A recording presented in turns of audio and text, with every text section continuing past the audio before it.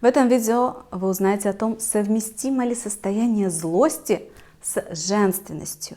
Бывает ли так, что злая, но женственная? Тема этого видео родилась следующим образом. Я наблюдала, как в одной из групп проходил опрос среди женщин. Вопрос был следующий. Что вам мешает чувствовать себя женственной? Что вам мешает чувствовать себя женственной? Интересно ваше мнение? Напишите его ниже в комментариях. В той группе большинство женщин ответили, что мешает злость. Иногда бывают такие вспышки злости, я чувствую себя просто неуправляемым огнем, и в этот момент я не чувствую себя женственной. Мне кажется, что это разрушает мою женственность. Действительно, у женщин есть такой стереотип в голове, образ, что если женственная, то тихо, спокойная, кроткая, нежная, ласковая, с голосом просто обволакивающим все вокруг. Это состояние, женское состояние, оно как вода, которая проникает везде, протекает очень мягко. Но злость, вспышки злости – это состояние огня. Человек, любой абсолютно, должен состоять из всех состояний. Нужно уметь принимать каждое свое состояние. Никогда никто не сможет прожить всю жизнь и не злиться. Злиться нужно уметь, нужно разрешать себе злиться. Не злиться? Какая картинка приходит на ум? Тот, кто никогда не злится. Я, например, сразу вижу какого-то вот такого человека в состоянии дзен, который постоянно в медитации, такой спокойный. Да, такие люди существуют, но давайте будем честными. Они уходят из социума в отшельники. Они закрываются в пещерах и живут там всю жизнь. Они медитируют в темноте, например, много-много дней напролет, не переставая. Почему? Потому что сохранять вот такое ровное состояние без вспышек негативных эмоций можно только вне социума, один на один с собой и с природой, например. Нет задачи провести всю жизнь вне социума. Мы люди социальные.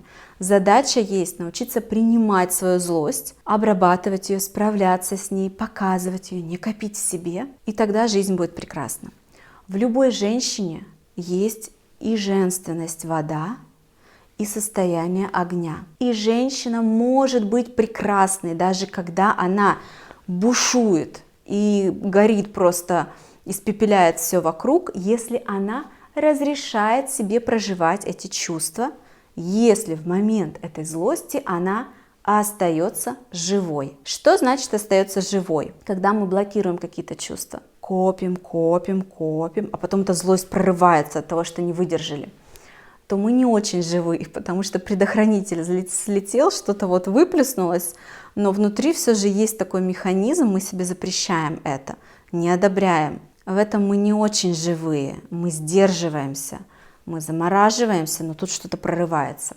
Как только вы сможете не терпеть, не ждать, пока прорвется, разрешите себе сразу выражать все чувства, как только вы их испытываете, но если это уж совсем невозможно, то отыгрывать их телесно как можно быстрее, научитесь принимать в себе эту злость. Разрешите себе ее чувствовать, потому что вы никуда от нее не денетесь. Она всегда будет с вами. Это как одна ваша грань. Да, в жизни в ответ на какие-то действия, слова, ситуации у вас будет такая реакция. Это нормально. Этот механизм злиться дан нам природой как способ жить, выживать, защищаться, например. Поэтому нужно принять свою злость. Что конкретно можно сделать для того, чтобы ее принять? Этот метод, упражнение, практика была задана мне как клиенту моим терапевтом в прошлом. Она мне тогда сказала: Наташ, нужно пойти, например, на почту, если вот в России, то говорят почтовое отделение, или найди там у себя в Испании какой-то аналог, где сидят такие вот тетечки, обученные хорошо отталкивать от себя вредных клиентов. Пойди и побудь там дотошным вредным клиентом, потренируйся с ней. Ей все равно, она не пострадает, у нее конвейер из недовольных людей. Найди вот что-то, сделай что-то, чтобы у вас произошел какой-то конфликт, и разреши себе там на нее позлиться. Разреши это проговаривать. Что значит злиться? Пока вы тренируетесь, будьте готовы, что вы можете это неумело и нелепо проявлять как угодно.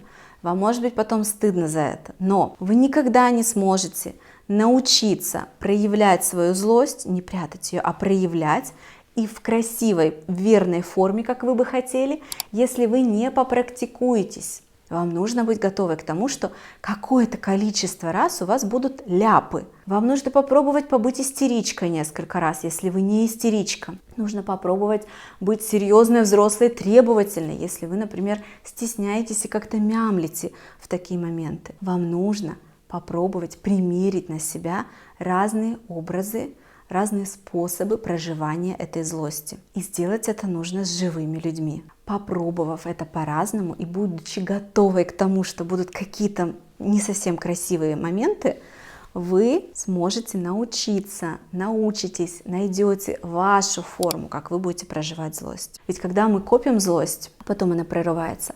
Представьте такой фонарик, у которого крутишь, и он, в зависимости от того, как ты крутишь там колечко, меняет то, как он светит. Он может светить узким сконцентрированным лучом, который похож где-то даже на лазер.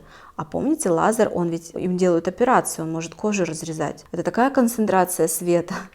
А может быть широким, рассеянным, не таким концентрированным, но покрывать большую площадь светом. Представьте, что злость, когда вы терпите, а потом не можете сдержать это, и с вас прорывается, это вот такой лазер, который может нанести вред окружающим. Они уходят от вас, им неприятно. Но если вы пробуете малейшее желание позлиться, не гасить себе, а проявлять, и заранее зная, что вы разрешаете себе говорить, озвучивать, может быть, прописывать от руки в тетрадку, так много и так долго, сколько у вас будет из вас идти этой злости, вы сможете ваш свет настроить вот таким широким, ваш луч света станет широким, рассеянным. Вы никого не раните, вы будете долго, много, по чуть-чуть говорить об этом, проговаривать, не держать в себе. Концентрация не будет такой сильной, и люди смогут выдержать вас в этой злости. На себе проверено, точно помогает. Точно нужно тренироваться, точно нужно пробовать, точно нужно разрешать себе злиться. Если вы так научитесь делать, проявлять, вы в этот момент этой злости будете оставаться живой, потому что вы ничего не будете блокировать в себе. Вы будете прочувствовать все чувства. Женщина женственная, она живая. Женственной зачем быть? Что мужчинам, наверное, нравится, правда? Мужчина тянется к живой женщине. Живая та, которая проживает все свои чувства. Живая женщина прекрасна. Почему? Когда она злится, она злится. Если она обижается, она обижается. Она не давит это в себе, не запрещает это себе. Если ей смешно, она смеется от души. Если она хочет плакать, она плачет. Не ночью тихо в подушку, а плачет прямо там, где ей захотелось поплакать. Подписывайтесь на канал, приходите в гости. Если есть вопросы, пишите внизу в комментариях. Если понравилось видео, пожалуйста, прямо сейчас поставьте лайк, чтобы оно распространилось и другие люди тоже его увидели. До встречи, пока!